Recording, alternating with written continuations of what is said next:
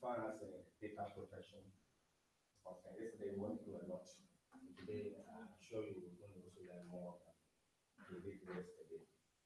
Today, our concentration will be how to secure your data, your systems, and also your smartphones. And we'll also do another wonderful presentation on securing the access network. Then after we'll do the simulations of how you can actually be using just your cell phones for other malicious activities.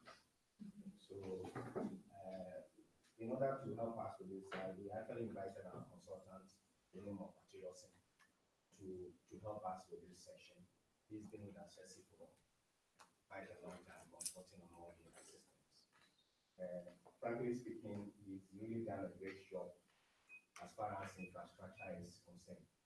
When we had our visitors from the States, that was the first compliment. We are in well advanced. The other universities, we visited in the US and the other continents. So I think we are doing a good job now, which we have to give him the compliments.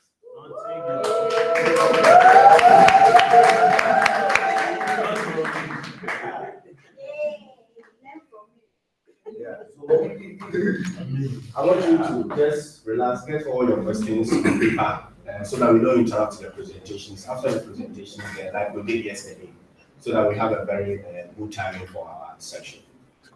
All right. Over to you. All right. Thank you, David. Good morning. Good morning. So we are not going to go through a very long presentation. It's going to be very short and straightforward to the point. We are going to find out whether really, when we say our devices are smart, they are really smart as you think. But what do we understand by the word smart? If you say somebody is smart, intelligence in relation to what? Knowledge in relation to what the person can do. Yes. So basically, when you say something is smart or something is intelligent, it is very relative. If a kid can walk, let's say from down the hill to Breakfast up the hill, he'll be very happy. He'll say he's accomplished a lot. Now, at the same time, a very athletic person, a very strong person, will take this walk in his stride. That wouldn't mean he's on a scale of comparing that to what the kid did. It's quite two different skills. In the same way, with the evolution of the smartphone era, we tend to use the word smart because our phones can do a little more than they used to do. When we had the Nokia 3010s, Nokia 101s, apart from receiving and sending text messages, they couldn't do anything else. Even then, we were happy with those phones. Then we had these phones that had all these graphical interfaces where we could see colors. We are happy when someone sends us pictures, we could see those pictures clearly. We said they were becoming what? Smarter. Then we could do WhatsApp. We could do Facebook. We could browse on the phone. So the phones were increasing in knowledge. But will we compare that smartness to that of a housefly?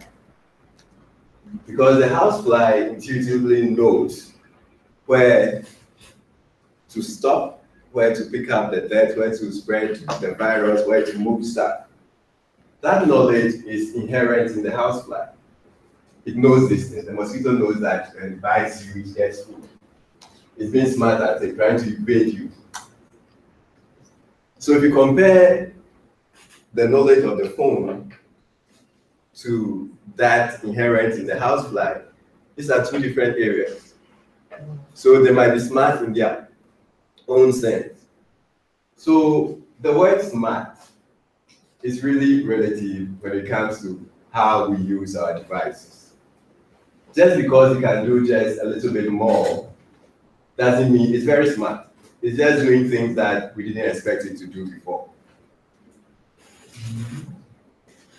But how do we push these devices that we have, be it the phones, be it the tablets, be it our laptops, be it, the big computers we deal with? How do we push them to do what we want them to do? And in a working environment, how do we make sure that using them is very safe? Now, for instance, if we turn on, I'm sure if I ask Gabriel to scan every phone in this room, some of us have our Bluetooth on since time immemorial. And when we go anywhere, we expect to connect to something. Some of us have our Wi-Fi turned on. Whether there's Wi-Fi hotspot in the area or not, it's on. Now, when these connectivity devices are up, they open you up to a lot of other connection devices. So where there is a way, there is a will they can get it. So as much as possible, when you don't need it, turn it off. Only turn it on when you need it. Because once the Wi-Fi is on, it keeps on. So let me give you a typical example. If I turn on my Wi-Fi in Ashesi, I connected to Ashesi Air on my phone. I leave campus. I'm walking through town. What my phone is doing is this. Where is the next available hotspot that I can connect to?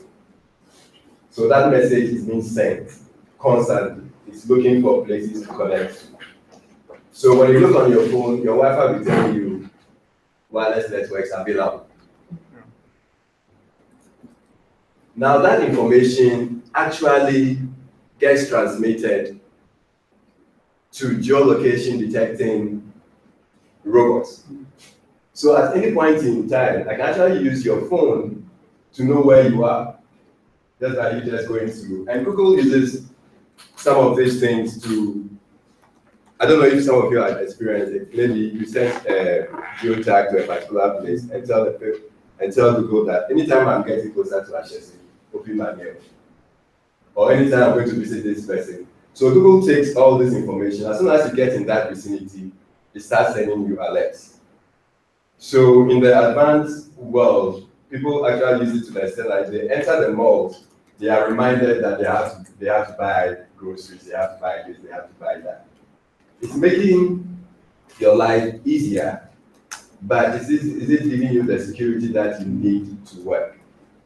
At the same time, are you separating official stuff from your social life stuff? So your bank sends you alerts on your accounts, the transactions that happen on your account. So they either send you mail or they send you SMS messages. Now, you also decide, well, let me transfer some money to Atom. At what point do you transfer that money? Are you doing that on the go? Which network are you connected? You are connecting to your mobile network. Do you know what goes through that mobile network if you are passing that information through? So there are certain decisions you should take. When you are accessing certain type of information, you should be sure of the network you are connected to. Is it good to do it at the cafe? Or you wait when you get home where you are sure that your network provider is securing your internet connection? These are some of the things that come up when you think about smart devices. It's all integrated into the next big thing, which is happening, artificial intelligence. Now, all the data we use, all the things we do on your phone, on our phones, all the things we do on our computer, you visit sites where, I don't know if any of you have experienced it, where you visit a particular page and there are suggestions as to the things you have to do. Because your browser browsing pattern has been studied, has been cached. That artificial intelligence, that data has been made available to a robot that is just suggesting the things you do most of the time. Is it secure? Some of us also our lives on the phone, on the platforms. Yes, we are sharing that information, but do you know where that information is sitting? So we have two states of data: data on the move and data at rest. So data on the move is the information you are constantly exchanging. But when that data gets onto your phone, for that period it's at rest, or onto your computer it's at rest, it's not moving. How secure is that information? Your kid brother or a friend comes from school and says, "Oh, I've not used this phone in a while." You take the phone, you can go and use it. Now that phone, when it falls into the hands of the right person, can reveal all the information, everything you dealt with over the years on that phone. When you take a memory card out of your phone, now the only way you can destroy a memory card that it can be is putting it into a microwave and microwaving it and making sure that it's gone. If it falls, if it's broken, there's a way of retrieving that information. So how do we practice secure computing?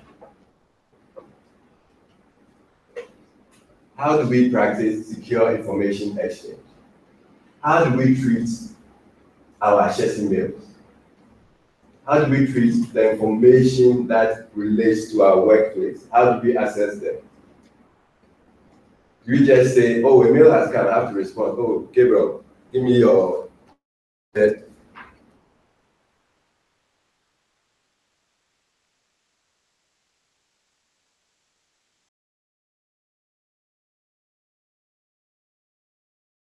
The things you do, they store keystrokes.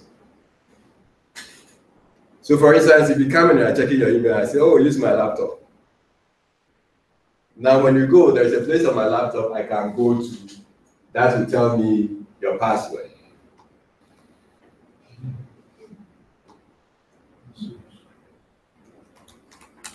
So it's not the case of you just having the device, it's how well you use it and how well you protect the information that is on it.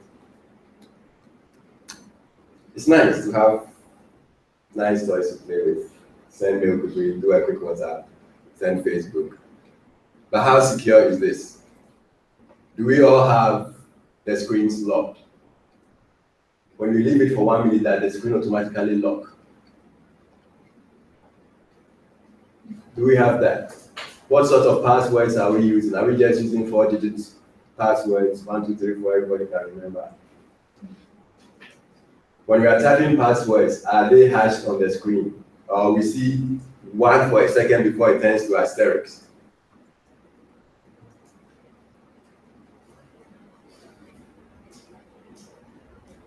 When we are typing our password, do we look over our shoulders or we are sure? On that code, everybody's minding their business, so let me just type it.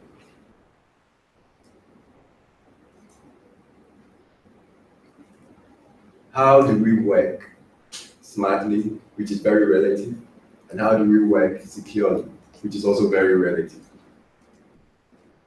You are only as secure as your weakest link.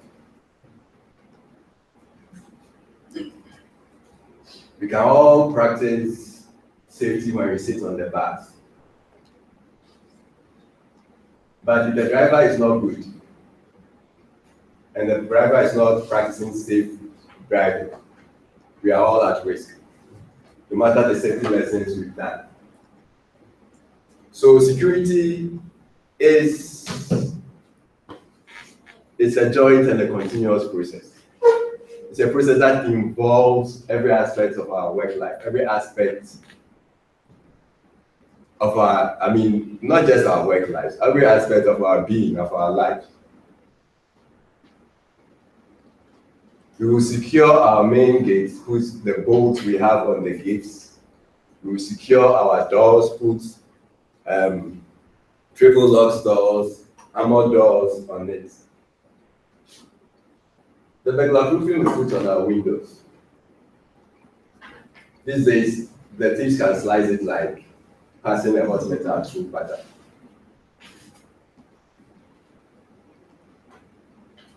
So in every aspect of our lives, we need to practice this security.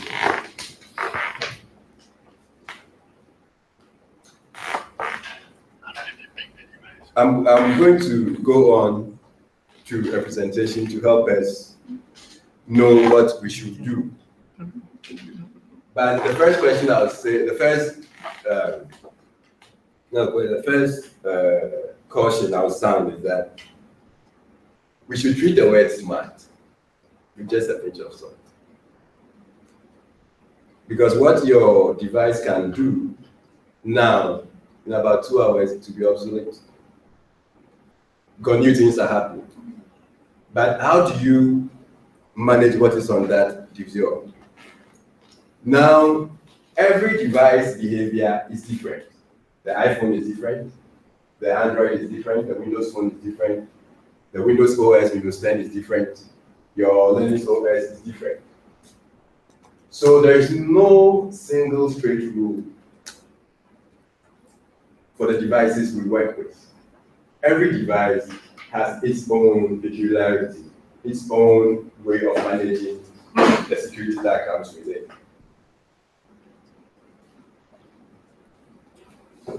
There are statistics that show that the Windows Phone is the most secure phone when it comes to Wi-Fi access. It used to be the BlackBerry, but they lost the market share. Microsoft picked it up, the Windows Phone picked it up. Now, most of our users, I think 90% of our users, including the student population and all use Android phones. Why is that? They give us easy access to the applications and the software we need. We just don't have to think about it. We just need any software just so they can download it. Now, the first thing you should do when downloading from the Google Store is to look. Please take a little bit of time and read about the application you are downloading, whether it's been signed, it's been certified by the store.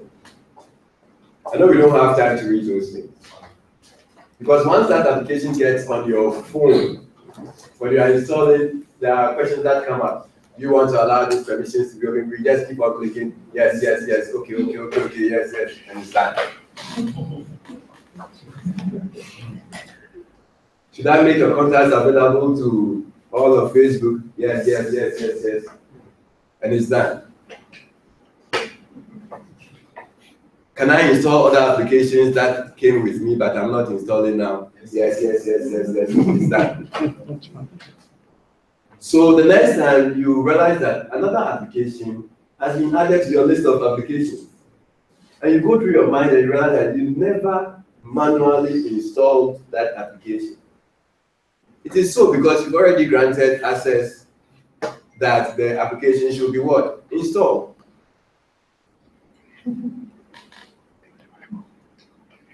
We are in a hurry, we are working on the computer, we open up a web page and say, oh, this site is not a secure site, but we want to continue, click yes or for me to progress, and you say, oh, let's go, yes. And one person, if you want $100,000, you want to claim it? Yes.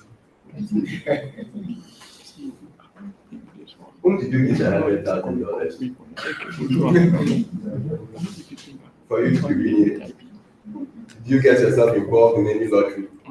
Did you sign up for anything? No.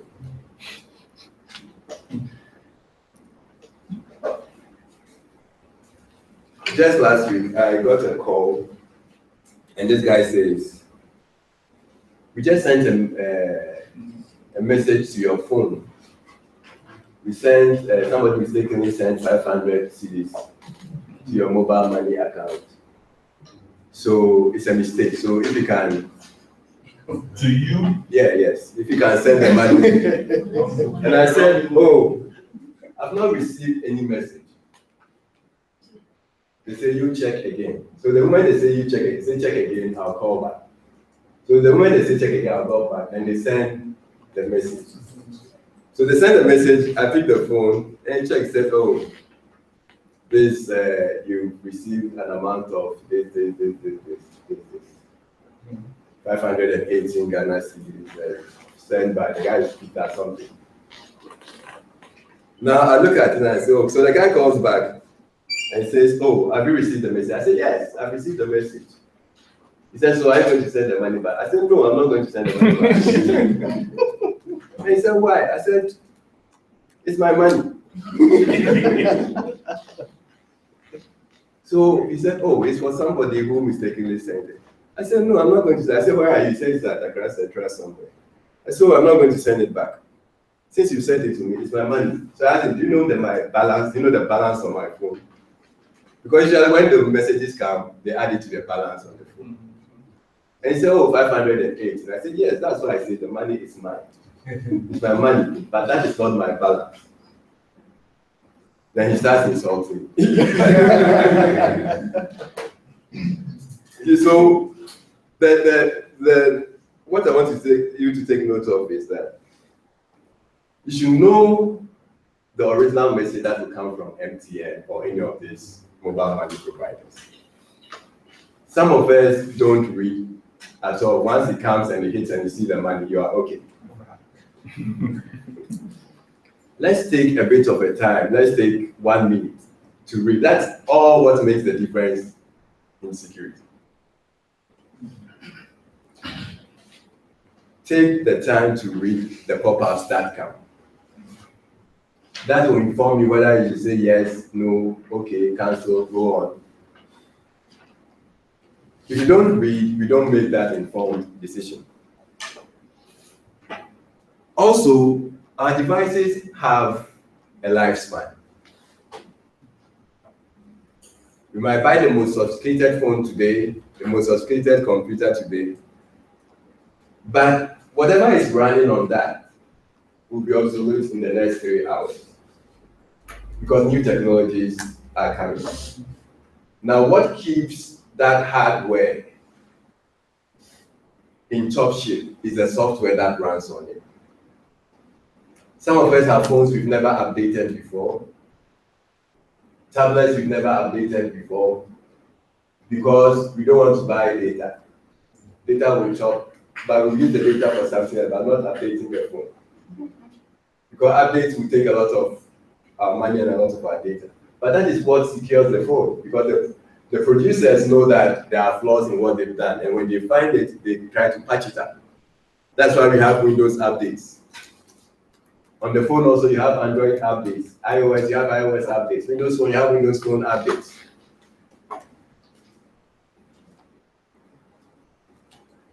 I don't know if the others do constant updates. What are the other phones?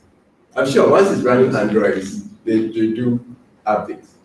But what you should also understand that the Android operating system, apart from Google giving out that code, various companies have their various flavors of Android.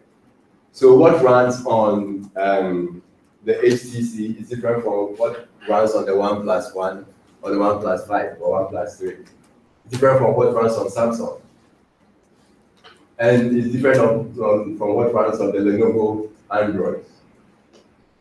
They all have the times they update their phone. So if Samsung releases an update, it doesn't mean Lenovo is also releasing that same update. They have different times. But what you should take note of is to be sure to install those updates when they are released. Make sure your firmware is up to date. the software you install, your banking application. Now, have we noticed that when we install these banking applications, they don't get updated again? For a long time, they remain the same.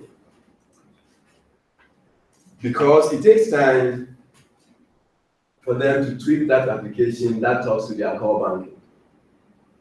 The one that talks to the server that keeps all the electronic transactions that take place. Because when they do something and it breaks, the application also what? Goes off. I think they do updates like once every 5 or 6 years. Because it's expensive to even maintain that banking application. But on your own, what do you do? Now, certain, like the Android deployed on the Blackberries. Blackberry now does Android. Yeah. The Android on the Blackberry phone has security that tells you to control even the applications that are run. You're able to tell your phone that, if WhatsApp starts and I don't have 3 or 4 people online, shut it down. You can tell it that WhatsApp should start in the evening from 6 o'clock, and your phone will listen. So the type of data we also store on the phone, we put everything, our pictures, our videos, and sometimes even documents we want to read at home, we copy them on the phone because while sitting on the bus, we want to be going through them. Now, data at rest, is it safe? Is it secure? There are technologies that will help us encrypt that data, make that data secure so that we need a sort of a password or a decryption code to even read it. Or even if the phone gets into the hand of another person, the person can't read the contents of that phone. And most of us using Android, have we taken advantage of what Google provides? Two-factor authentication. So for instance, if I go into my Google Mail, I receive a code that will then tell me to go and put that before my email is what? Open. In Ashasi, we have the same thing, but 98.999% of us haven't activated it. When you use webmail, you have the option to it's actually enforced. When the first time, you have the option to turn on two-factor authentication. So that if you are accessing your Ashesi mail somewhere, a code will be sent to your phone before you can get the password to go into the mail. Just as we do with our bank accounts. When you are accessing something from the bank, there's a two-factor authentication. A message is sent to your phone, you put the code in that when you are doing internet banking and all that. It works with our email system here also. Office 365 does that. Outlook webmail does that for us. These are some of the things we should be taking advantage of.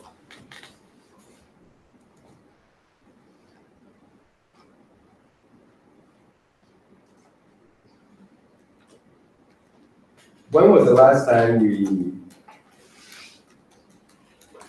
gave our phones out to be checked? If there were bugs, if there were errors, if there were applications that were not running smoothly. We don't do it. Once we buy the devices and they get installed for us, that's it. Everything is working well. We are only in trouble when it started slowing down. Oh, why is my phone slowing down these days? But what made your phone slow down? The things we install, the way we use it, the firmwares that we don't update. Every picture on WhatsApp we save. You can actually tell WhatsApp that don't save any pictures. And it won't save them. Do you realize that even in WhatsApp, when you delete a picture, it's still there? Sometimes. It's always there. Always there. Yeah. You delete it, and the picture is there. When you go to your photos, it's still sitting inside there. And when you try accessing the deleted picture, it will tell you, oh, media not found. Try again, and it will try downloading the picture back for you to use. So let's use these things, but let's know how to use them securely. There are lots of security options in WhatsApp we should just make use of. Not only to mute our friends that bug us.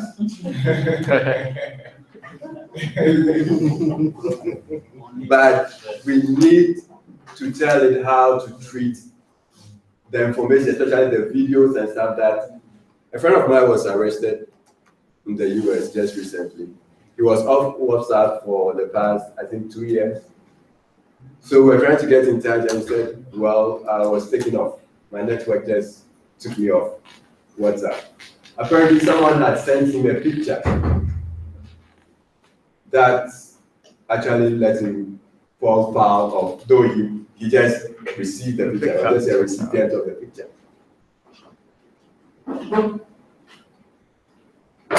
And now, I don't know if David spoke about it, but the way data protection is going,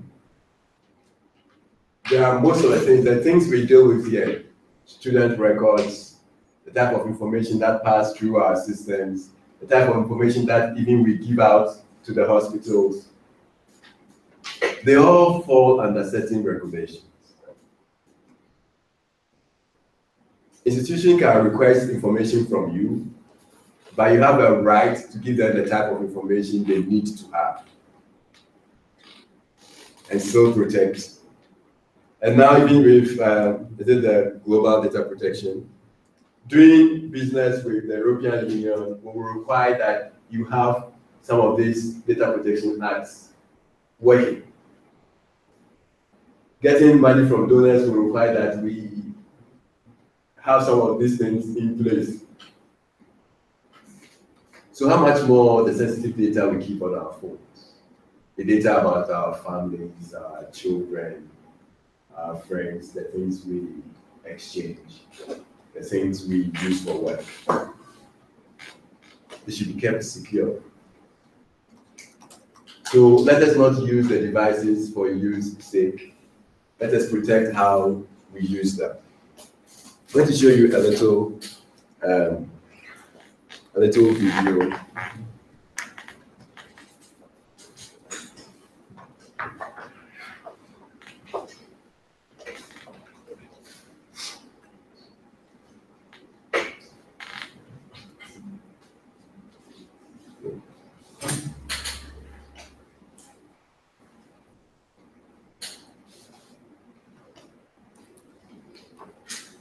Can you all see? Can you see? Yeah. Okay. Here we go.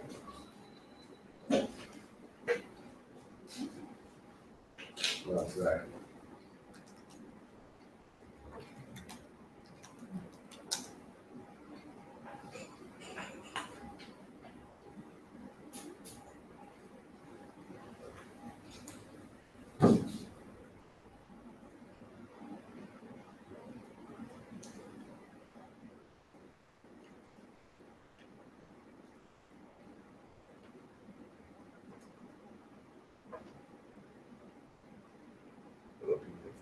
So that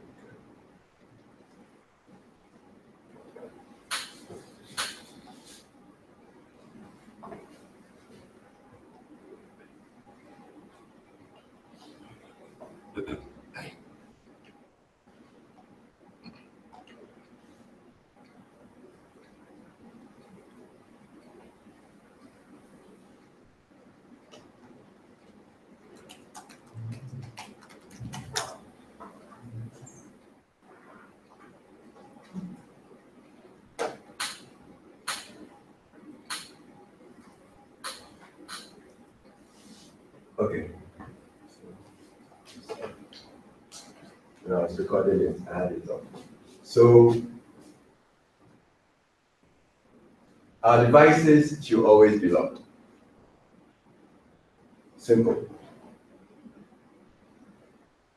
no matter where you are, you should be conscious about how information is exchanged.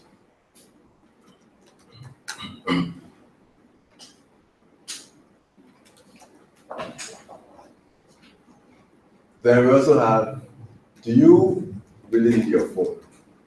There are some of us where if we get any device,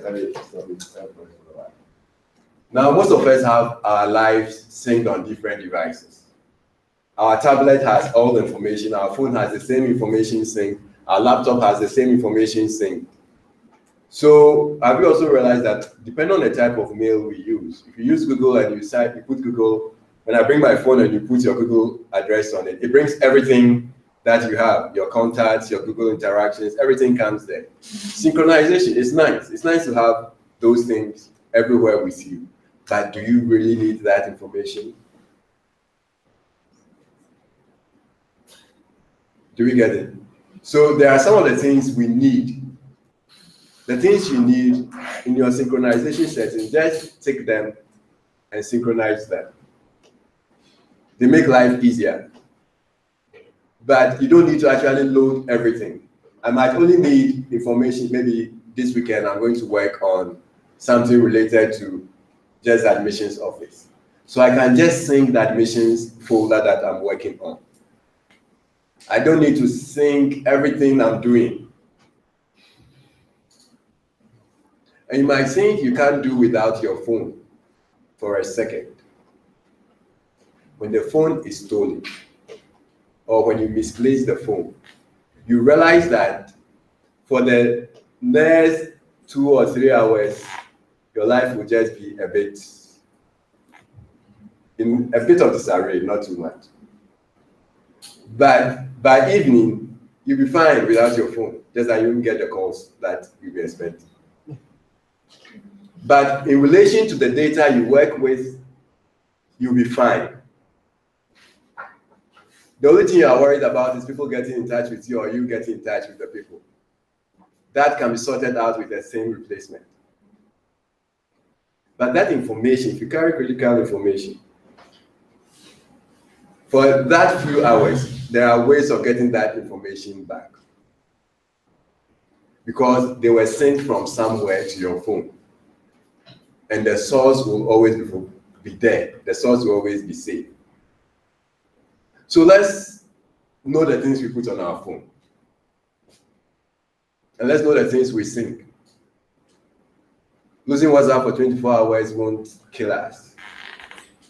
By the time we get a new phone, install WhatsApp again, every information will just get back again. But what about that critical information? Those of us who store our passwords on our phone, because we are going to the ATM, the password is on the phone. Our bank accounts, password, internet banking is on the phone. The password to our Chassis account is on the phone. Every password we change is on the phone. Just because, oh, I always have the phone, I don't want to lose it. And I get to the hospital, I need to know my staff ID is on the phone. I'm checking.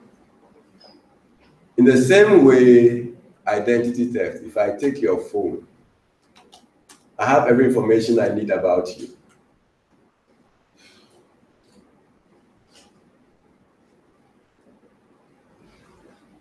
So please. So we should get to the extent where when we lose our phones, we'll be fine. And the best way of protecting the data is encrypting it. So in the IT office, we'll show you, if you want to, we'll show you how to encrypt your information on your phone and on your laptops. So that even if it falls into the hands of the wrong person, you are secure. Nothing will be taken. And you should also take advantage of what the email providers give you. The ability to wipe your phone remotely on the iPhone and even on your Google Android phones. The ability to, erase it or even encrypt or lock the phone, so that the person who's stolen the phone or the person who found the phone will just have a break in their hand. They won't return it anyway. They won't return it anyway. So let's take advantage of these things.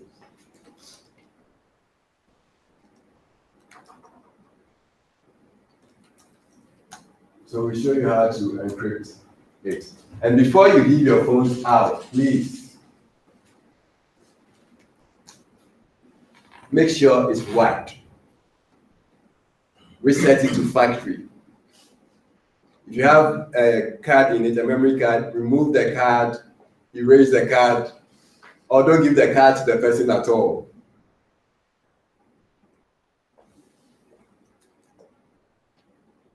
Phones, tablets, before we hand them over to another person, let's restore to factory. Let's wipe everything. If the person is your sister or your brother, your auntie, your cousin, your husband, your wife, please. Once you are handing it over, you have official information on it. Please wipe it. If you don't know how to wipe it, we'll tell you, we'll show you how to wipe it. And like I said, the memory cards, unless you microwave them.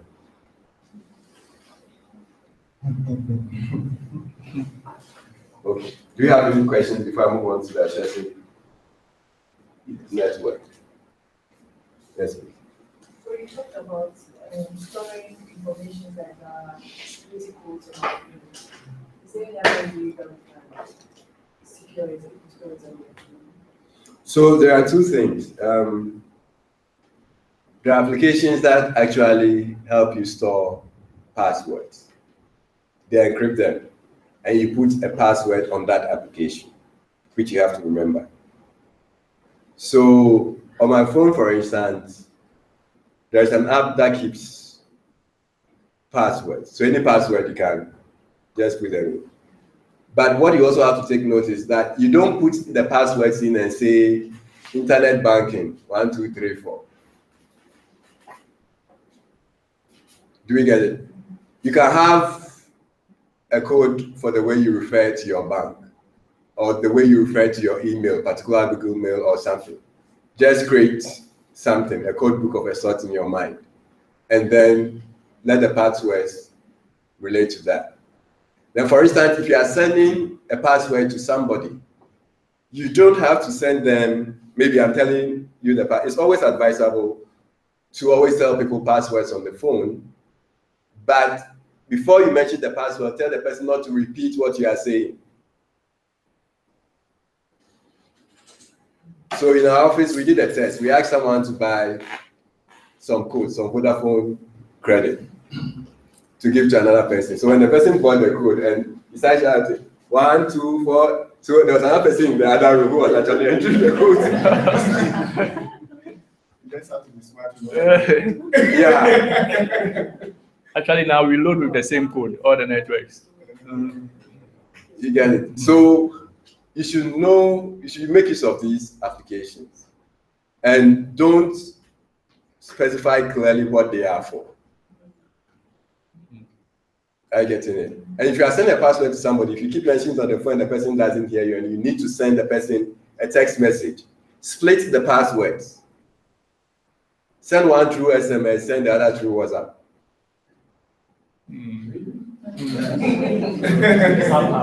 So if it's like for me, I can text Marco and WhatsApp on it. Yes, or you can reverse it, or being here and this here. And when you speak to the person, say your text message is the first one, WhatsApp is the second one.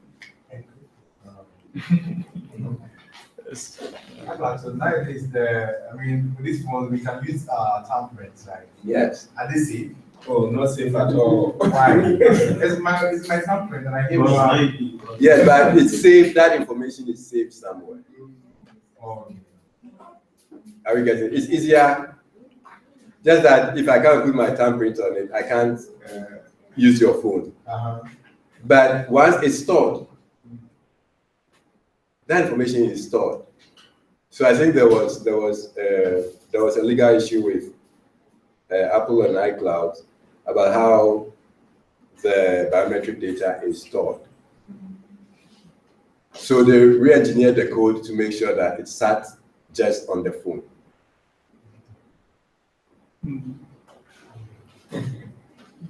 You get it? So whatever we do on the phone is accessible somewhere, somewhat. I wanted to ask Iman, for instance, with the thumbprint, if you are on gunpoint to produce all accessible documents that you have on your phone, you put your thumbprint. Even what? I'm saying there's a gunpoint. You actually on a gunpoint to produce the files you have on your phone by putting, knowing very well that it's your thumbprint and you put your hand on it. My life is at So it's not secure. I had a visitor from the States. I think he was using this well sophisticated phone, kind of. And the girlfriend visited. He was actually staying with me. The girlfriend visited the house. But the girl wanted to know what he's doing in the States. So when the guy was asleep, the lady just picked her hand and put on the phone. You understand? And he was able to get everything. Yeah, so they stayed for about 3 years. The lady was just forwarding all the information to a particular email address. He's treating the issue one after the other. Wow. So that is how dangerous. Yeah, even now the kids do it. The kids, yes. Yeah, my son's kids. The guy is asleep. Every time he wakes up, the people are using his phone. And he asked us, so how do you use my phone? He said that you're going to asleep, you speak your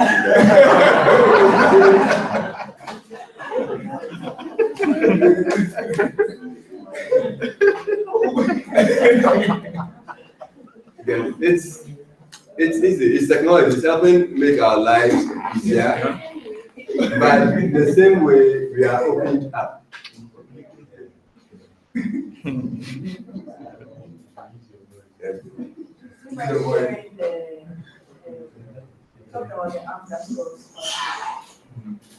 So there's one that is called 1Password. Yes, 1Password. Or you get 1Password, 1 key, 1Pass. I'll use my intelligence. Yes. So I'm working in my sister's workplace. Someone left the phone there, and they use a system like we use the Outlook. And someone just picked the phone, typed a resignation letter, and submitted it on his behalf. And he said, I never sent a resignation letter. But when they checked his mail, it was sent from his account. Yes, and he was sacked because he sent me a resignation letter. From his account or her account. I'm sure they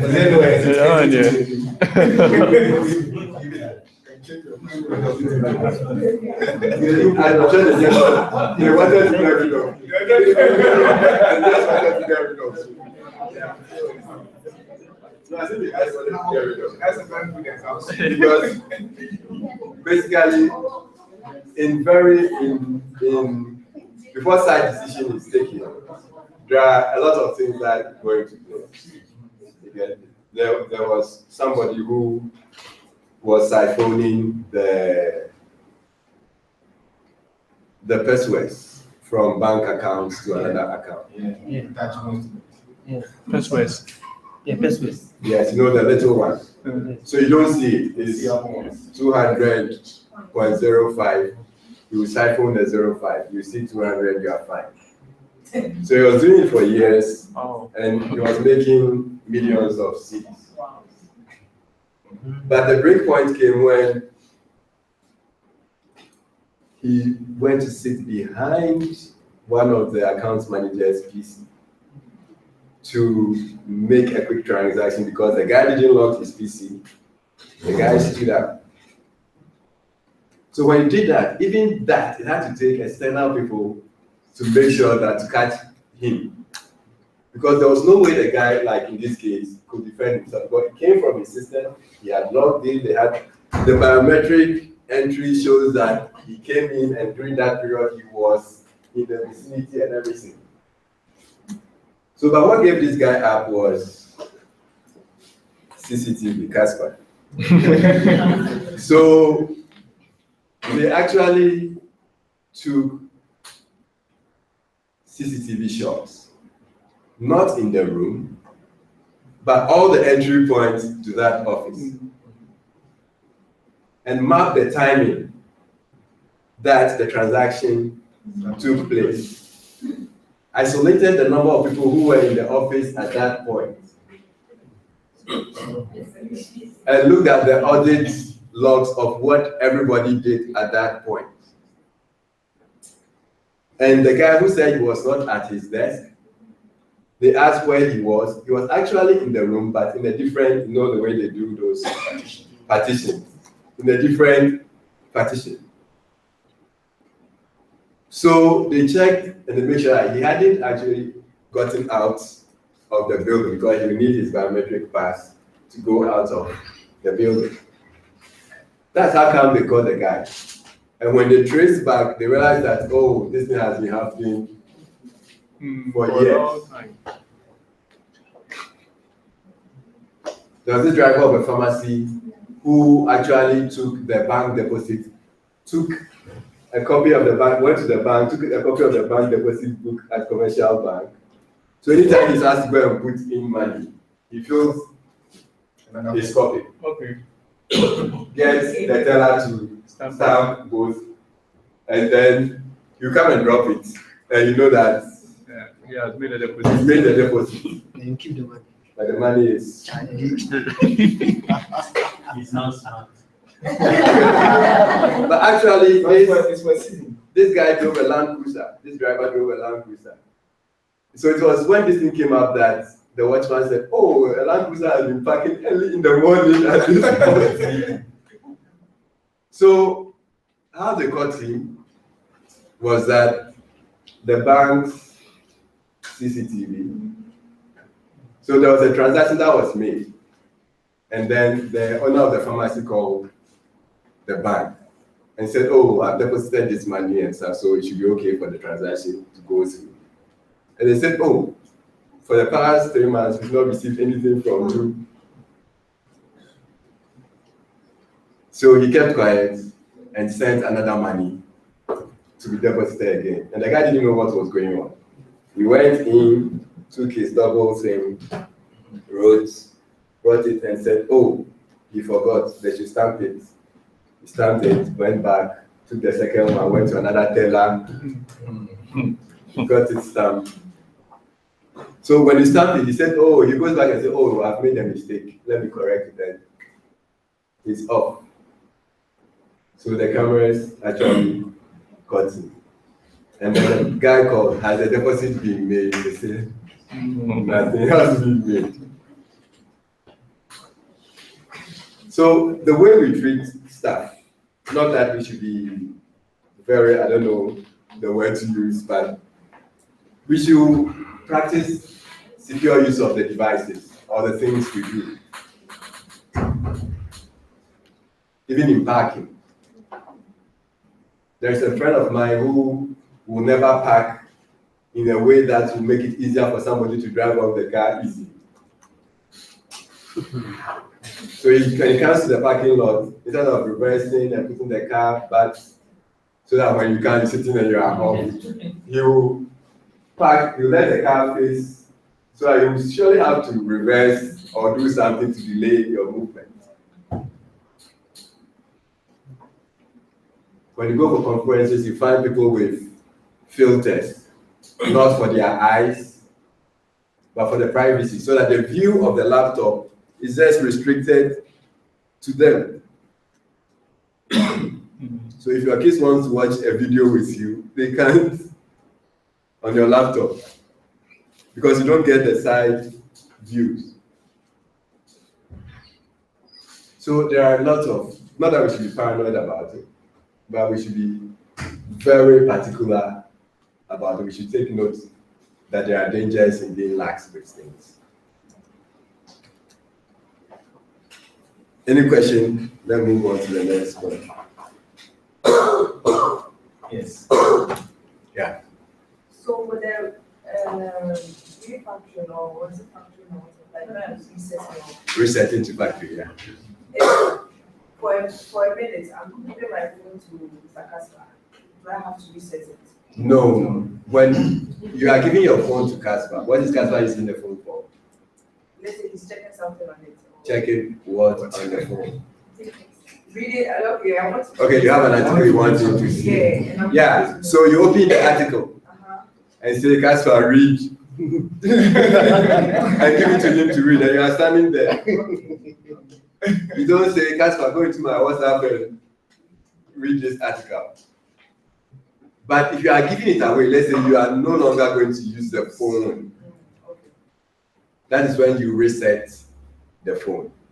Yeah. How does app locks work? Are they appropriate?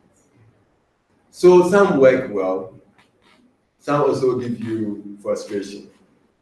So app lock is you put a password or a lock on any application that you need to run. So before that application starts, you have to put in a password or draw a pattern or something before the application can start. Now you can put app lock on sensitive things like your banking application or maybe your special email or something. Or your WhatsApp. So if anybody gets their phone, they need that code before they can get into that application. They work, just that they give you a bit of frustration. There are phones, there are secure phones, but for the extra cost. So I don't know if you guys, you've heard of, there's a messaging app, Signal. Yeah, Signal. Any person uses Signal? What? Signal. Signal is like WhatsApp, but secure. There is an Android by Silent Circle. So there is a messaging app that actually delays the message after it has been received. So I send a message to G, as soon as G finishes receiving it, it burns out. The message is gone. It's just that you pay extra money to do that. But you see, I'm not doing anything for the State Department. I'm not doing any critical thing for Department of Defense. I'm not in NASA. I'm not doing anything. I'm not in national security, so I should let it go. But how critical is the information you work with? So I wanted to answer. If your iPhone is stolen, what advice would you give a person? Should a person erase it or still continue looking for it? Okay.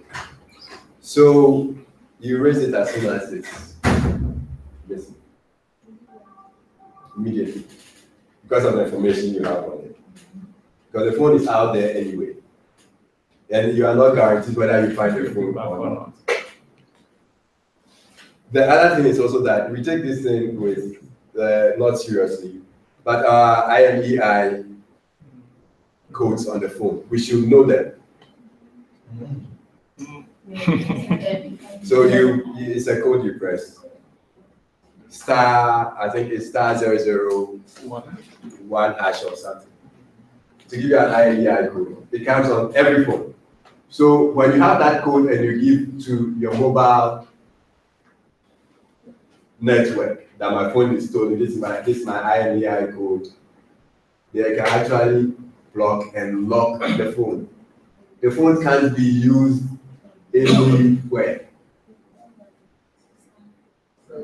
Yeah, I'll find the provider. It's star 001 hash or something. Let me look for let me just search.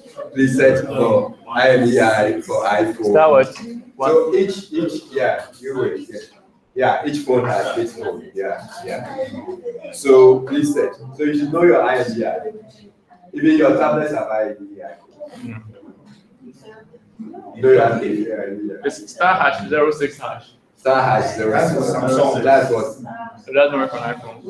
That's work for iPhone. iPhones and Samsung phones. Yeah, it's general. Star hash. Star hash 06 hash. Star hash 06 hash. I am happy. That was a call.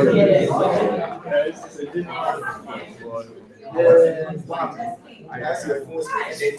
Why does my phone have to Why? You have two codes. You have two codes. One. You have two codes. You have two. You have two or one? One. So maybe your phone is double SIM. Maybe your phone is double SIM. So you have two.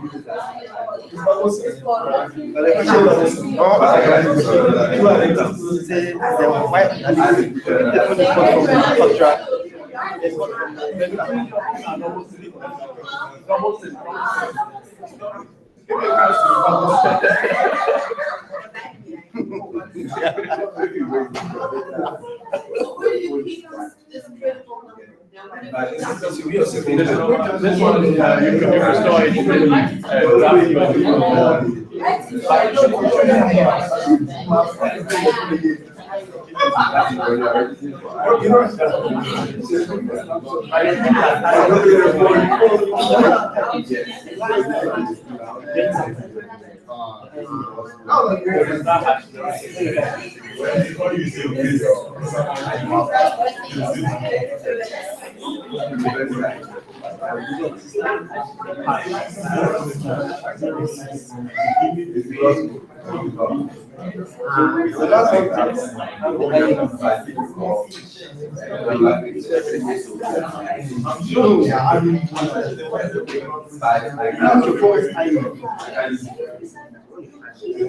Yes.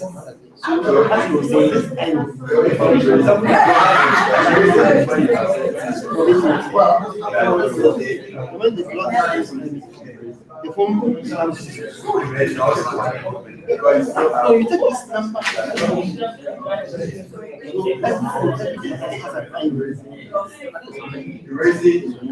No, that's no.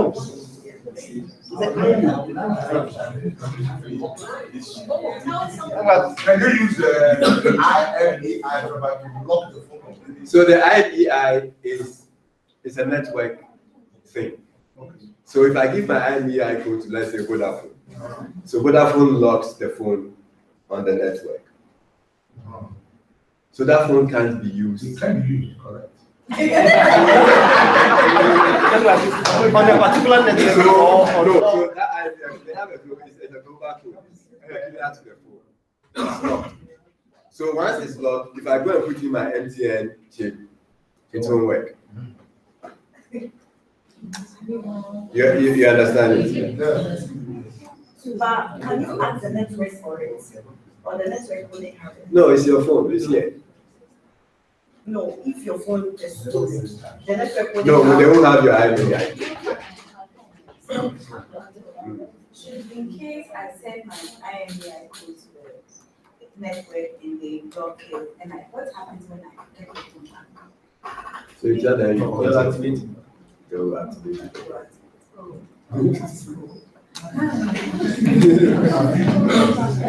Nobody knows about this.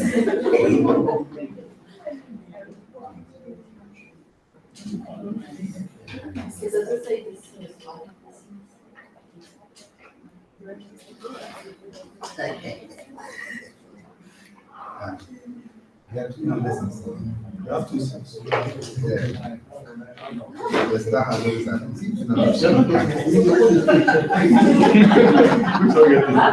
If you have two six, It's fake. One is really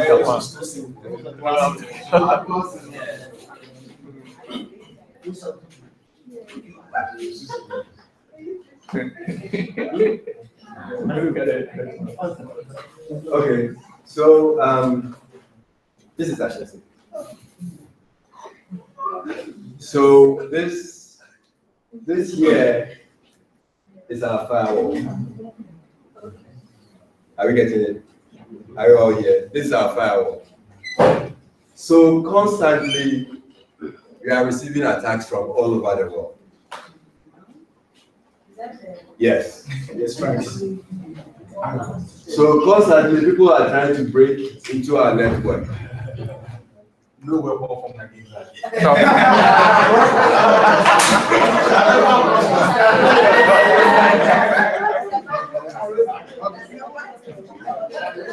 So if you look here, if you look down here, the attacks are coming from these locations. In the type of threat is people are trying field connection, BitTorrent, field connection, majority online, people are using that to break in. It's a medium attack. So constantly we are monitoring, and it gives you, it's almost every second, if you can check. Every second something is happening. Wow. So we are at risk.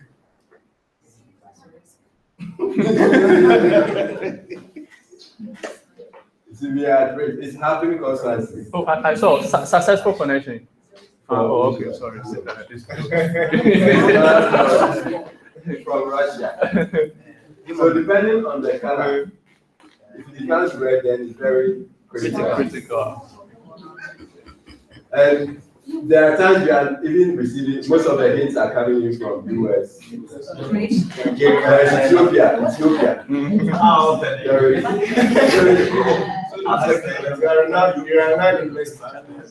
So there are times you find it coming all over, from Nigeria, from all over. What about the Russians? The Russians, yeah, the Russians are there. You see? Yeah, the Russians are there.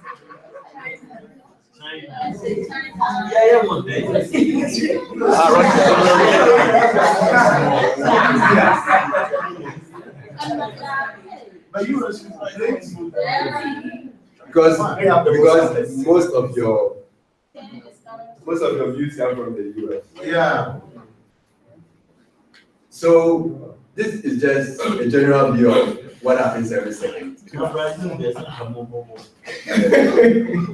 So there are times you implement policies and stuff that might be uncomfortable, but it's for our own safety.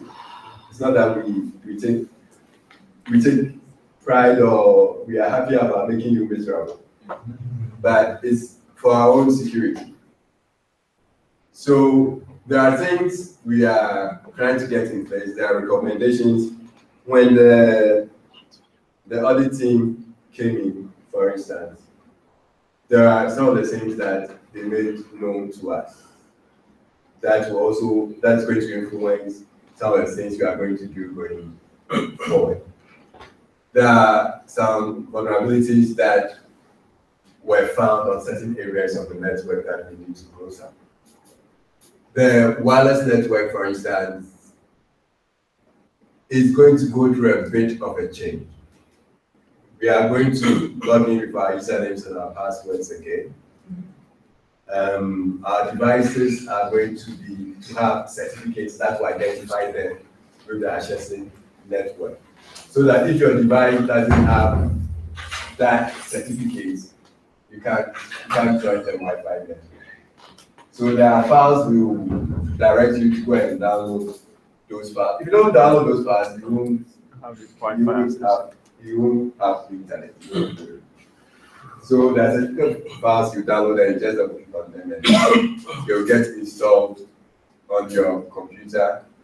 There are checks will be running randomly from time to time to make sure that we are all secure. We will not intrude on your privacy anyway.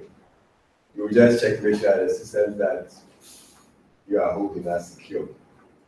So if we install 40 clients and stuff on your laptops, which going forward we will do, what happens is even if you are on another person's network, you are still protected by this firewall, whether they pull out a firewall or not. Once you are using the Ashesi laptop, you'll be protected by this firewall once it has an internet connection. To come back, we'll call and make sure that all the policies and everything is being applied to you. The phones are also going to go into another secure mode. We are going to apply tokens and stuff to the phones. So that even if the phone gets into somebody's hand, we can do remote wipe, pull the data, secure the phone, lock the phone. So that you are all okay. Your laptops, the devices are going to be registered just as you are in the cloud, they'll be registered over the cloud, so that no matter where you are, we can wipe it if there is an issue. Once it gets connected to the internet, to be wiped. the various versions of Windows you are using will be upgraded to the enterprise version. So the enterprise versions allow us to actually lock the disk throughout. So that even if somebody steals the laptop, and the person removes the hard drive from the laptop, that hard drive can't be used anywhere. The other level is that even if the person puts in a different hard drive, the laptop can't be used. That if you want to follow up to the extreme level. So there are some of the things that we will do to make, in the beginning, to make us a bit comfortable, a bit uncomfortable, but it will, once we get into the motions of it, will be fine and secure. Most importantly, those of us who access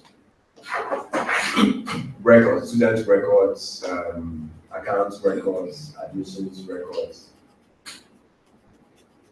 there's going to be a different way of you accessing those records, whether you are at home or even right in your office on campus. You are going to go through a secure channel. You are going to use a VPN, even if the server is next to you, to talk to that server to get that information you want. And I advise that we all put into effect the two-factor authentication on our email. So you do decide that even if you don't have internet, you get an SMS that sends you the code to input into your. How does that work if you're traveling? So it works, it actually works. So the second bit is if I'm traveling and my phone, I'm not on roaming, and my phone will not roam with me, I have the option to actually print a set of codes. And also, this also works with applications. There is a Windows Azure authentication thing. There's a Google authentication thing that you can install on your phone. So that application actually generates the code. So when you install on your phone, you bind it with your email account. So maybe on my Google phone, I've bound it to aosin@access.edu.gh. So no matter where I am, if I start the application, it will generate a code. And that code will change every 20 seconds. So within 20 seconds, I'm supposed to enter that code into my email. If I don't enter it, another code will be generated to keep it secure. So if you implement it, behind the it will help you out. Then also, there is the bit about managing the way generally we relay information. Not through the emails, because when you're typing the email, you can take your time and make sense and type all those. When you are in a hurry, you make the mistakes. But even the way you exchange information, like I was saying, when I call you and I'm telling you a password or something, oh, my password is XYZ, and I'll be shouting. The person in the next office will be picking it. Then the person on the receiving end, you say X for xylophone, Y for yellow, B for branching.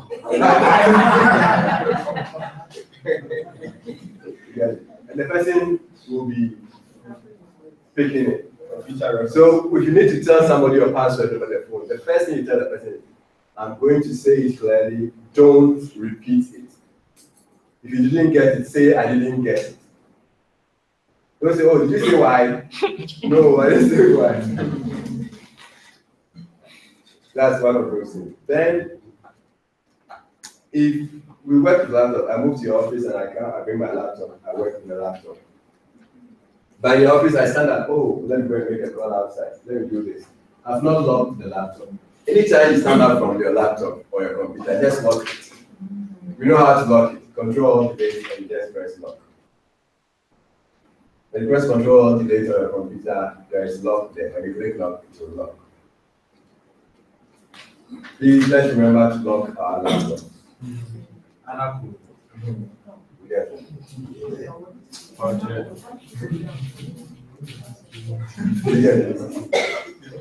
The eye is just watching. Whether you're not going to or not, it's just watching. And I wanted to know what we are looking at in terms of the attack. Is it a human being or just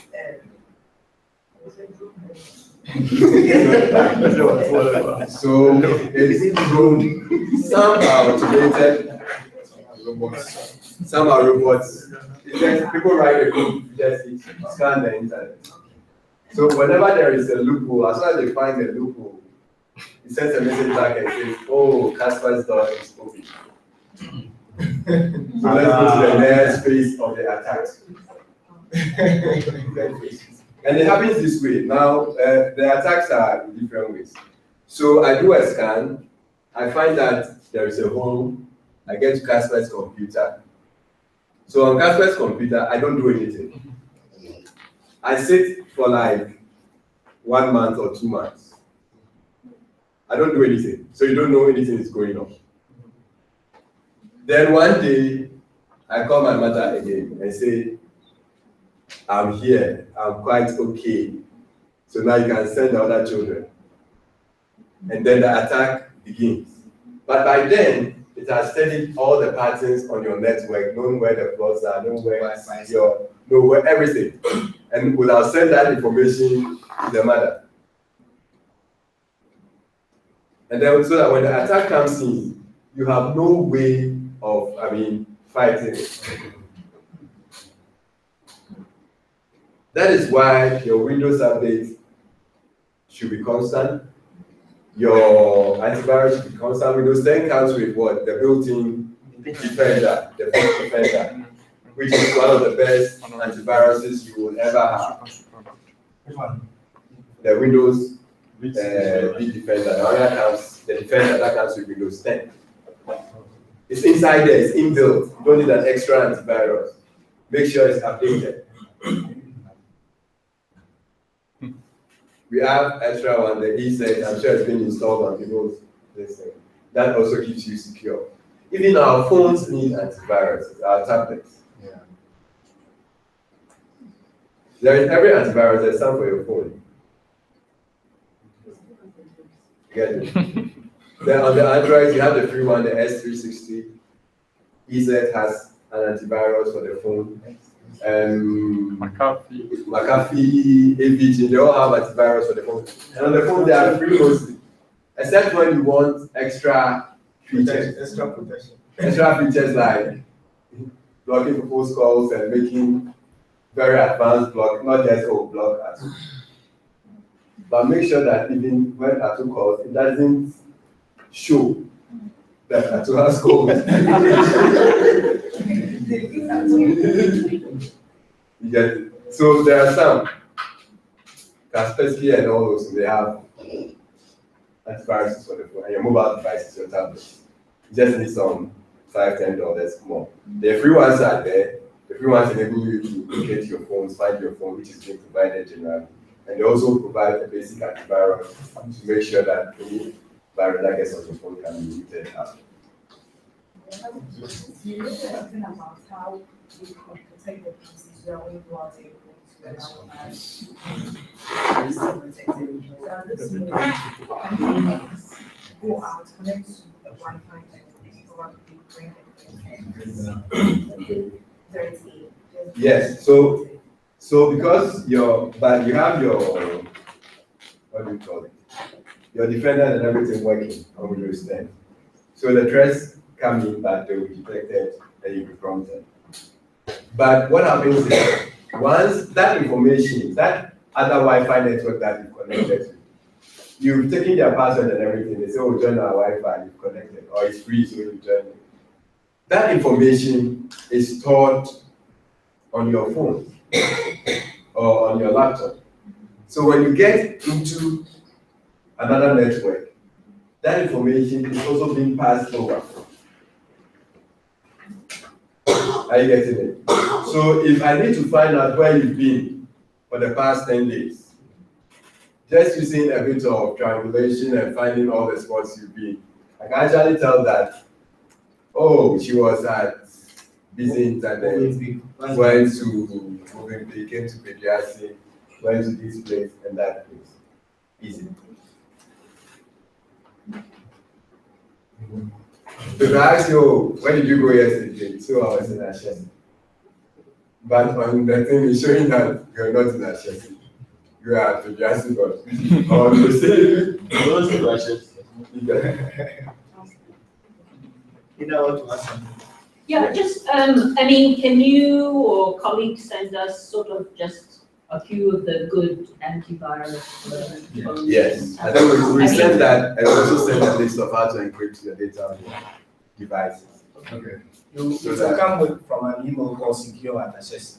Yeah, there's an email. Yes, and Email secure@access, and that's what you're using for the corresponding as far as security is concerned going forward. So when you receive it, please try and read it for us. And maybe if there's any alert to you, we'll let you know where that is. Secure@access. Okay, any question? Any question before we do a simulation? And most importantly, please, our passwords, our accepted passwords. Now, it's always advisable to use phrases for your passwords. If you decide to use numbers, a combination of characters and stuff, to you it's complex. The computer is just zeros and ones and symbols. It will take a shorter time for it to just put all together and get your password. But if I make a password like I love watching very much. Case closed. It takes like 5 years for the computer to put all that together. You get it? So the breaking password is based on dictionary words. The computer knows all the dictionary words. And also, in creating the phrases, you decide to capitalize those that you lay emphasis on. You see, like the big W in watching, or the big K in watching. So, I love watching. So, you do it that way. Or you pick words. Abum, Brekuso, what's the name of it? Achievement, yeah. You know the sequence. And that's it. If I do 72 exclamation hash at 36, they are all there, I can find it. So what if you use a word, a symbol, a word, a Yeah. symbol? The same symbol. Okay, yeah, so you can. Word, symbol. Yes, that's yeah. So that also helps. It just has to be a phrase. It just has to be a bit longer for you to put it together. And let's not use our birthdays, our car number plates, the names of our spouses, the names of our girlfriends, boyfriends. So some of these things are easy to just guess. Get it? So let's practice that. All right. Okay, so I'll end here. If there are no more questions, I'll end the session here. Thank you all very much. Thank you very much. I think we'll do the simulations for you to see the practical things that Abdul has already talked about. Okay. For instance, how even your phone connecting to a particular Wi-Fi area is not even aware. The person is able to access the network. So we'll start with the simulation. I think he made mention of Wi-Fi, which is very key. So you can be living in some environment, you realize that this particular house there's a Wi-Fi there, and it's very strong. And unfortunately, too, it's free. It's free. So you always go on it. Okay, it's okay. It's working. Anything free, I always know. So what is going to happen is that guy can be a hacker, a Sakawa boy, staying in that area. He's actually waiting for you to do internet banking. So once you connect, he has access to everything. We are just going to demonstrate that for you to see how it works. You can reset your bank pins, change user IDs. And unfortunately, if you have your IDs, you can imagine what will happen. So what we're going to do now is that we will try to simulate some those who have their Wi-Fi on. Okay, okay, cool. You can do that right now. Uh, So you can actually just put your Bluetooth or maybe your Wi-Fi on let's hotspot. your hotspots. Anybody having hotspots here? Just put them on. Let's do some small demonstration of how your password can be handled. You know what you connect to browser. Yeah, your personal hotspot. So you can just activate it for us. Your hotspots for you know.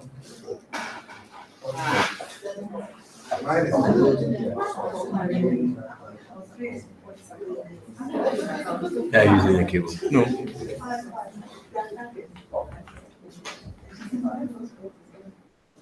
You can put it on, let's see something. Hotspot here.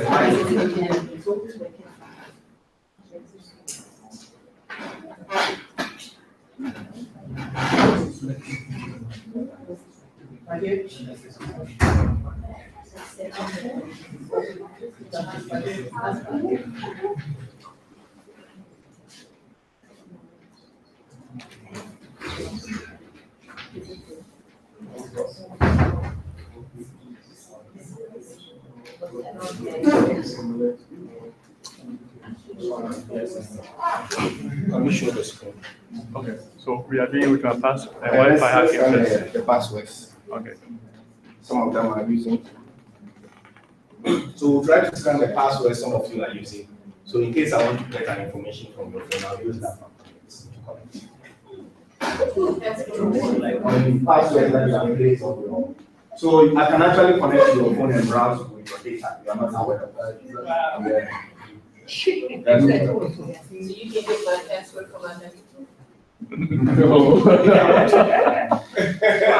want to see. See if you can remember. So that's the first one. We have just about 2-3 simulations that we are out of here. So we are just scanning those. So I see Infinix Note 3, Note 3. Okay. Android 3. X-Share, Infinix, Vodafone, mobile Wi-Fi. Okay. Okay, this one belongs to someone. Yes. Android 8. Infinix Note 3. Who is using Infinix? Okay, so let me try one. Can we try one? I want to try one. Some of them are afraid. They don't want to turn your phone. You don't want to turn your phone. Why?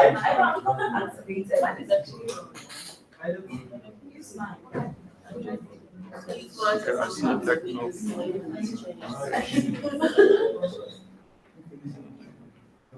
Yeah, I need one that someone has connected to you. Let me just check. Android 8. I want to see someone is connected to it. Android.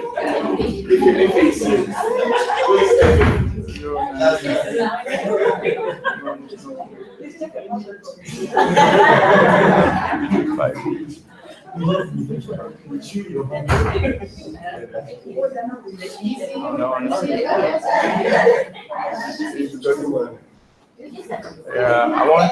Okay, so this one, someone is connected to this one. Yeah. We can try this one. Okay. So. That's my phone.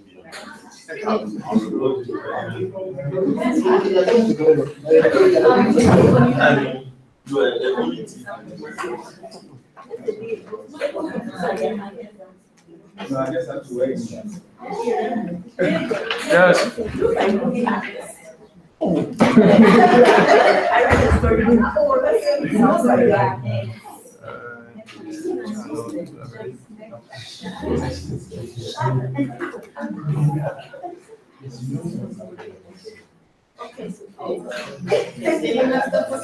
Okay. Very good.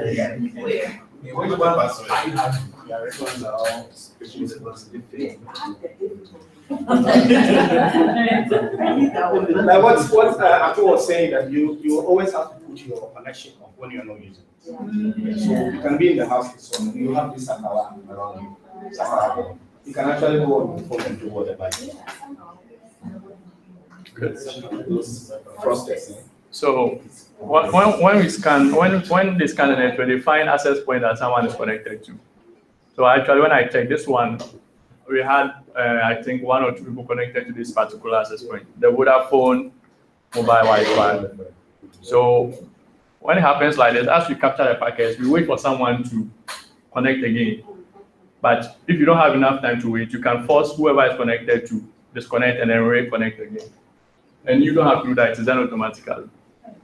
So when you are connecting, it forces you to enter the password. But because the phone knows it already, it connects automatically. So I'll force someone.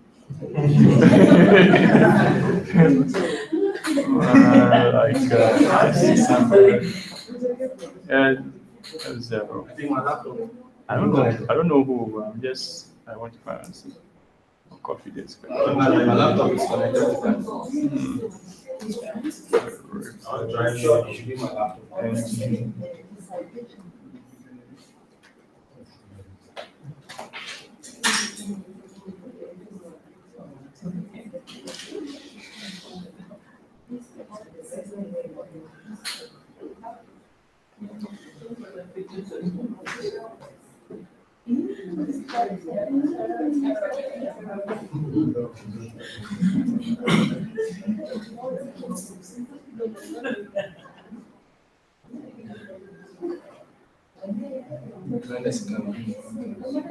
Sorry.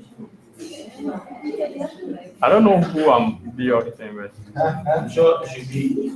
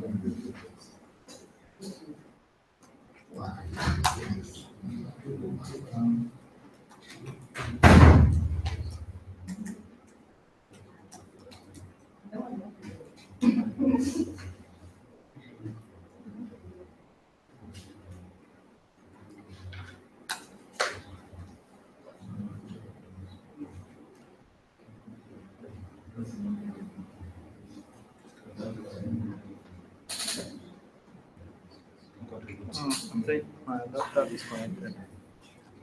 I have to reconnect it. So like he's saying, what he's trying to do is that they will always look at access points that people are connected to.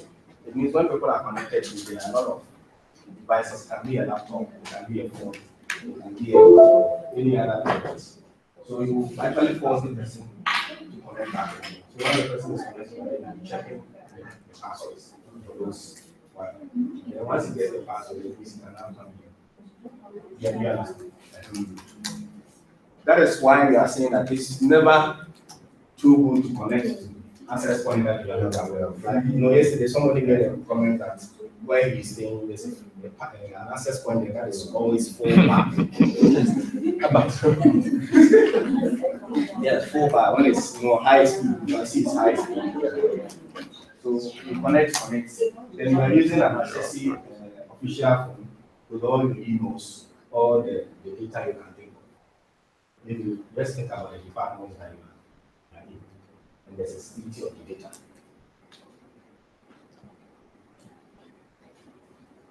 Which one is HSCN? No, I don't want to try this here. Oh, you don't want to. I think you should do it. Yes, sir.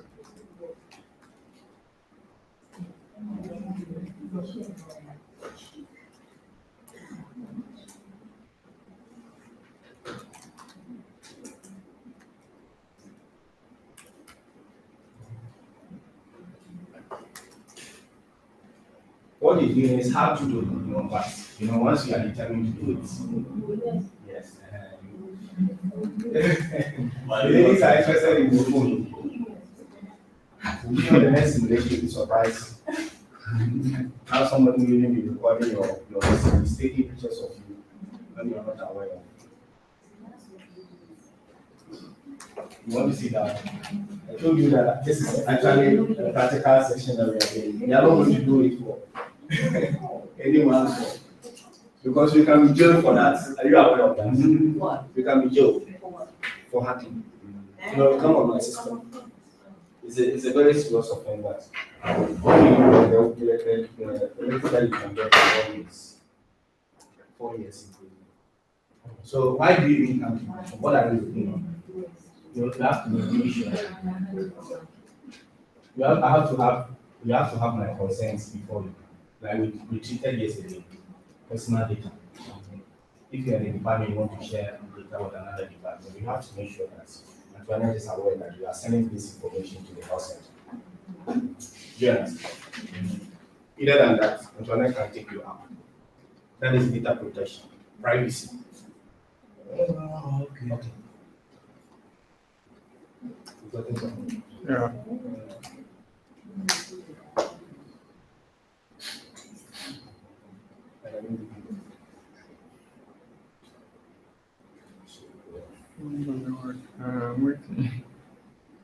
I'm waiting for a handshake here. So he's waiting for a handshake, acknowledgement that yes, what I was saying. I'll capture some more packets first. Another device, that's the matter. And yes, is there any good connection that we can penetrate? So it's looking for the weakest link now. So that is the thing that sometimes I get worried about what's the cleaner or maybe the waiter at Apollo is using the Wi-Fi for. Sometimes I think about it. We call it. Which one did I give a Wi-Fi. Just because of the maybe the waiter or the cashier at Apollo going to a particular dangerous site, just with the phone, and make access very close to our bank. So they always look for the weakest link. That is why Arthur was saying that you always have to make your phone is updated, laptop is updated. Every gadget that you use, as far as you have to update. Just as I told you that even if you have an antivirus, the latest version, 2 minutes time there will be a virus in the system. Okay. Somebody will just, you have one. Yes, so after capturing the packet, what we do is we submit the packet we've captured to a list of words we created. So those words are supposed to be password the system is going to guess to involve. So now I have one I've created long ago. Actually, I downloaded it. It was words on the internet. So we just try with it and see if it gets it. And then, yes, it's saying the key found is, so someone can try connecting to it with this password and see if it works. Good password. This one. Okay. This is a Vodafone. I think that should be a. This one is my device, and it's able to get the password. That's the password of my device. You can try on that one. That's my access. So we change it. No, he has connected to it. Now, how would I know that yes? Hacker has actually. So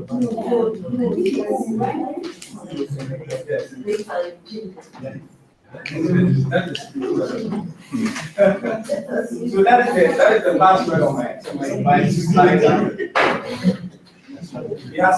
So if he's staying close to my house, he always browsing using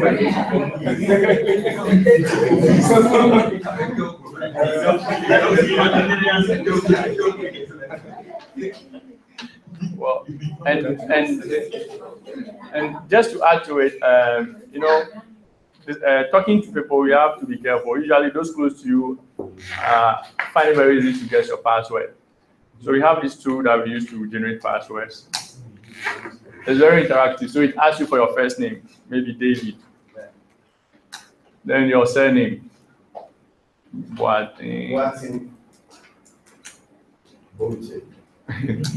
So it will ask for nickname. You put something there, maybe hello. Date of birth. No, I'm just giving an example. So date of birth maybe 1407.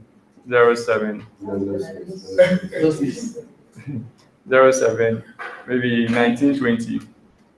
That's cool. And the partner's name, Adjoa. So it's more like you have to know a bit about the person. And this can be found on Facebook. This address nickname. Your Facebook accounts, all those things are there. Where you work. Your husband's name. It's not out there. Yeah. Okay. That's 1915. 1950. Okay. 1915, like that. Okay, so the child's name, maybe Kate. Okay. So the child's nickname, so it goes on and on. So if you don't know it, you can just say enter and then it will continue. So first name could be Bingo. So company name, Ashesi. So then to ask, do you want to ask some keywords about the victim? Yes.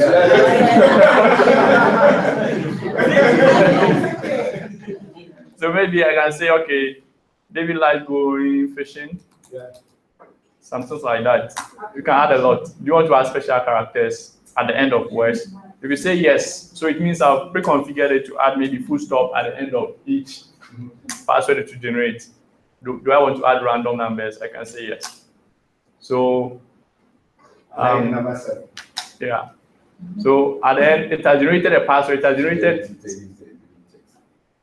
this number of passwords in one list. So if your password has anything to do with you, yeah. I don't know. So David.text. So these are the password generators, starting with numbers. It's a lot. It's a lot. And it will replace A with @ put exclamation mark somewhere. That's why it's advisable your password is very complex. What he's doing, somebody can sit 6 years trying to crack the password of Amazon. You understand? Or Bank of America. You have to be determined. How many minutes assistants on me? Just for a few seconds. These are the passwords. That's why I'm saying the password should be strong for easy guessing. The person should be a hacker to, sometimes it's definitely possible for the person to go to hack. When you make it very difficult. Oh yeah, when you are determined, you will try it. When you are getting close, the system will tell you. When you are getting close. All right, so we'll move on quickly with the phone. We'll try and send maybe an image to a phone, but because of privacy, okay, we don't want it to look like, no, when we're doing demonstrating, we use Zena's phone. So Zena is not too comfortable, whether IT is still assessing the image. So we'll try and use one of our tablets we use for scanning our network to try that one. Because we can't guarantee that. We don't have anything that we can sign it to that by taking that patch up.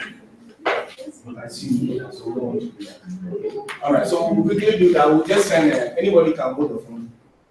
Sure. Let's give it to some of the staff. Actually, Now, think Thomas. I was testing. No, we don't want to do So I think it doesn't have internet right now, but what I did yesterday was I sent an image. It's the only person who has image in it. Check, open WhatsApp. Yeah, it's the only conversation with image. Why? No, there's another one. Receive that image.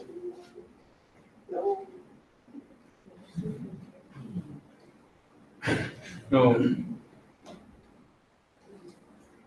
Is that WhatsApp? the name of the user. It should be. Scroll up. I think the third or fourth person. That's this.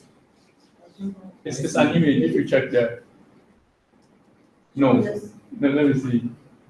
Because I was testing, I just created it. Yeah, I think that one. When the image is sent, this behaves, you can never download it. So he said the image to you to WhatsApp. Like he's saying, you can never download it. Click on it. I believe you click it already. Okay. Yes, I think it has been opened. That's how it behaves. That's all. So I'm connected already. So once you click on it, it will establish that. The connection. I don't know always that we do something. Can we do something to Yes. Melody now? Let's take a picture of you. So basically, it's not only WhatsApp. It's not only WhatsApp. So for instance, finance, I put Benedict's email and say, he sends a message and says, these are your salary, these are your bonuses for the month. Or Abba sends something, these are your bonuses for the month, please check. So you just look at it and you just click on the Excel sheet that has been sent to you. It's an Excel sheet and you know it will come from finance. So once you click on it, you said, yes, I agree, come in. So you gain access. That's Yes. And so Let's try some few things on the victim. okay, so this one we can download call logs. Call logs on the phone, all the call logs. So we can download call logs. So those who like threatening people on the phone, Those who like. if you like threatening people on the phone, you will tell them, "Yeah, I'll kill you." When you have to pay, say nice, please will track it. And you know you are the last person who called. So the call logs, you can check the call logs. So we have this number. It's an outgoing call. So check. We have 0243 26 something. Can you see that? We have 0026 0012. Which one? Which time? What's this time? Okay, don't worry, but these are the call logs from that phone. I just downloaded it. And then we can get the contact list you have on the phone too.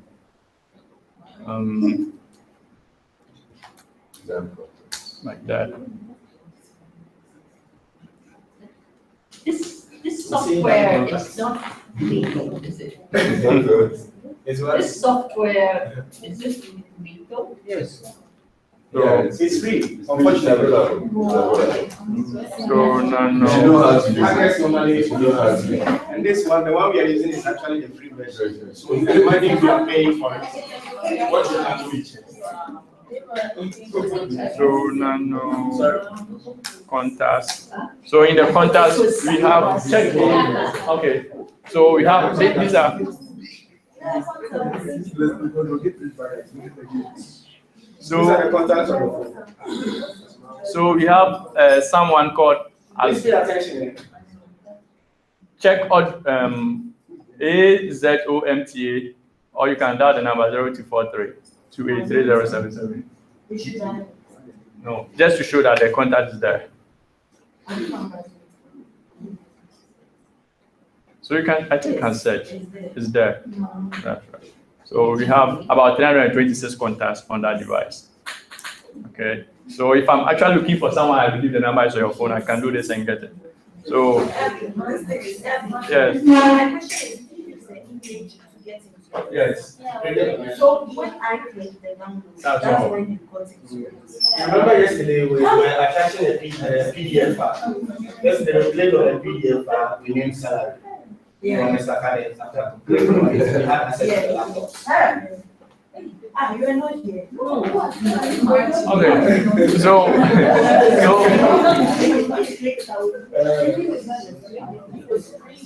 So assuming yesterday what we did, the internet banking. Internet banking. Assuming after logging on, you get an SMS to your phone, and I have access to your phone, so I can get all the SMSs you have on your phone. So I can pick the code from there.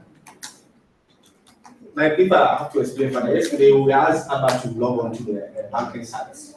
Just to get the username and password. Okay. And you know, banks they will also like to do some validations to be very sure. Like what Atu was explaining, two-factor. So if it's your account, they will send a message to your SMS. That's message. So he has already have your phone. So immediately the message come, you enter into your banking portal and it will validate it. So these are some of the messages on that device: incoming, outgoing. Don't show the loud ones. Okay. Don't show the loud ones. That's what that means. And I can actually send SMS from that device to another person without you knowing it.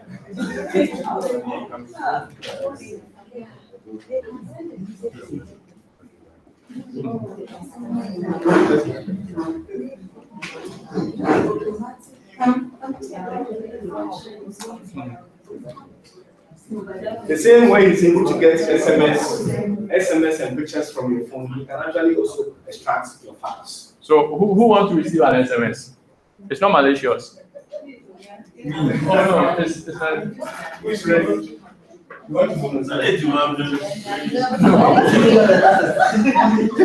So number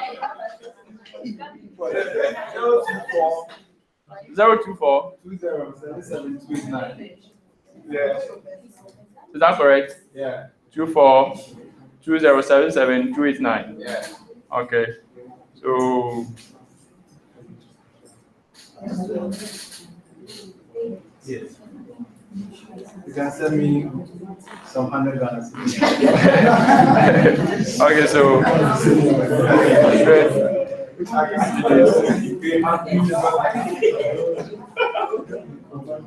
So we are sending average cities credit. yes, to someone's number, I don't know who. Average cities credit is going to Ima now. Let's see whether Ima will open that SMS. Okay, so I think it should be there now. Yes. Is it there? Yes. Open it. Let's connect to. I want to open it on you.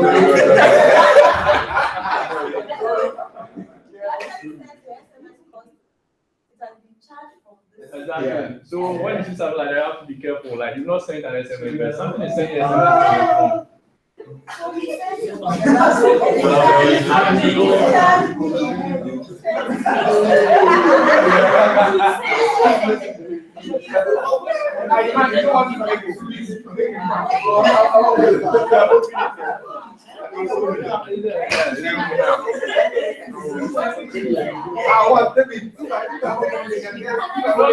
Not really.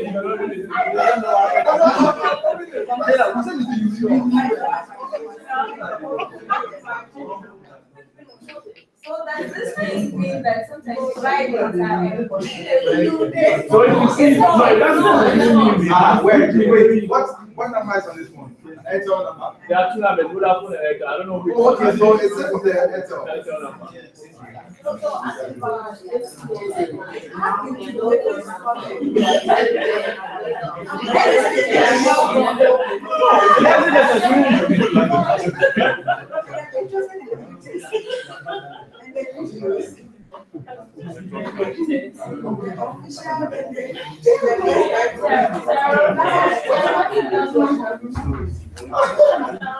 So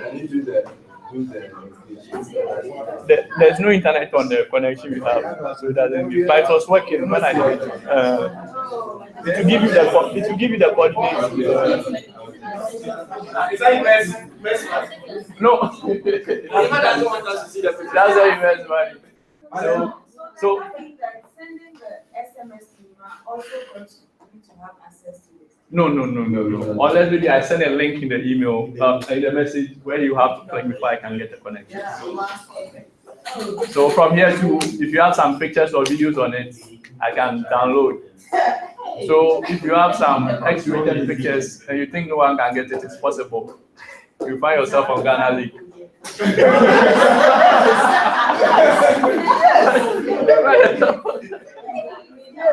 And then when they get the picture, what the good hacker will tell you is to send some money. $1,000 you do very fast. They will give you 24 hours. You rather transfer or link. Then you see yourself maybe once you No, you think you cut me out with my camera? So does that mean that you can actually use your camera without it? Yes. Yes. Yeah. No, Yes. Yes, it's possible. Honestly, though. So do all those things by So you can just hold the camera like this. Let me take a picture and see how it. But I'm going to do that. I'm going to do that other side. I'm going to do that one. So the last one.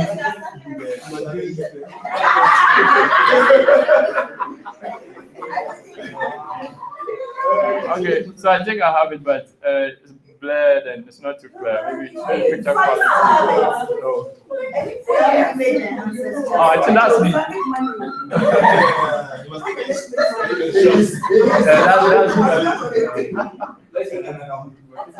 We should take another one. Okay. Oh wait, the lights now. No, we are not going to turn on the light. So. Yes, you take a selfie.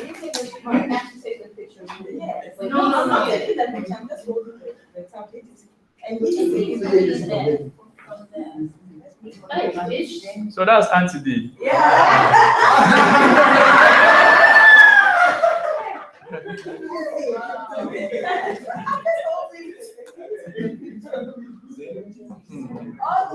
Oh yes.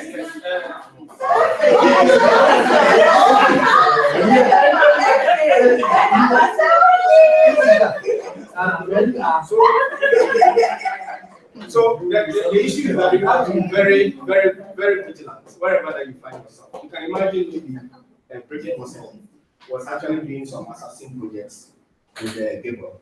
You'll be taking pictures of whatever they are. So let the camera. You want to see if the camera is working. So you look point it out, David. Yeah. So they can be in a board meeting and they are actually transmitting it. So this like a live video. A live video. Hello, people. Yeah. They're all these come. Okay. I think it's a bit slow because of the connection. Yeah. Yeah. It's okay. I'm closing it.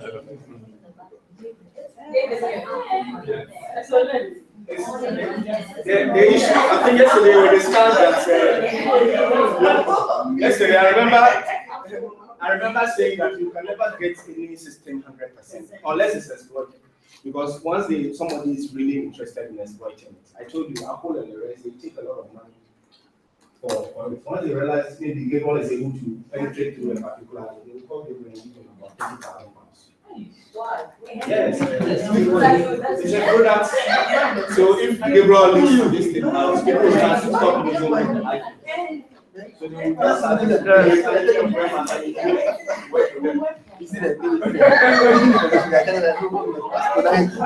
I've downloaded something. So the main idea why we're doing this workshop is that it is real out there.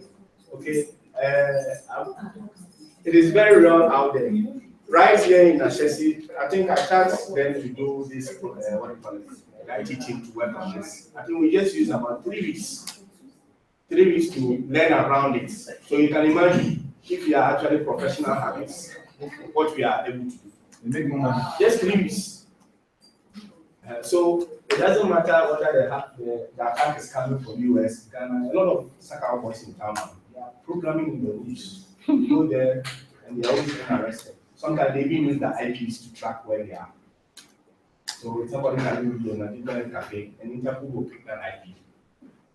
So this thing, we're going to also do it to the students, teach them they should be able to avoid all those illegal connections. Because if you use Ashesi network to do illegal transactions, they will actually blacklist our systems, okay, so that they prevent traffic from going on.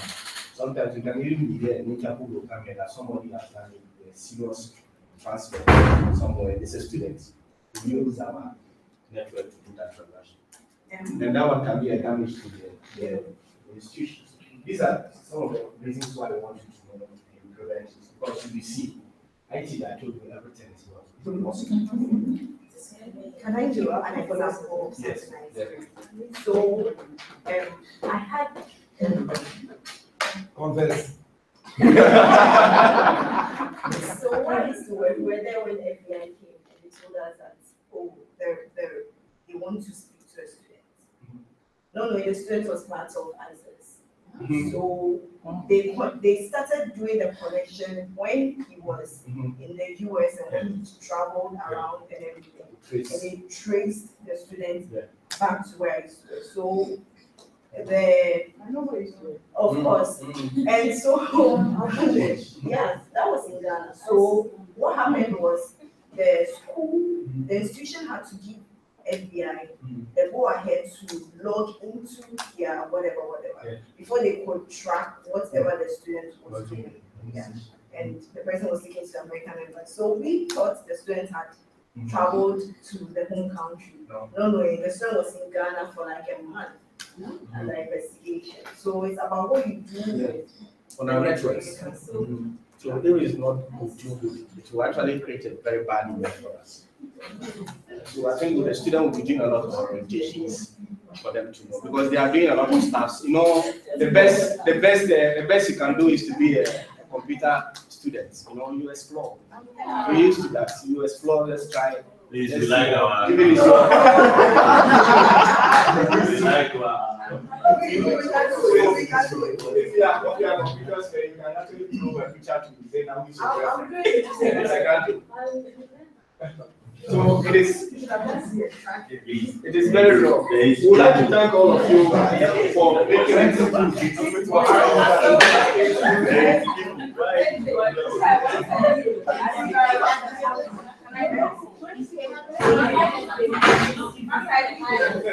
Thank you.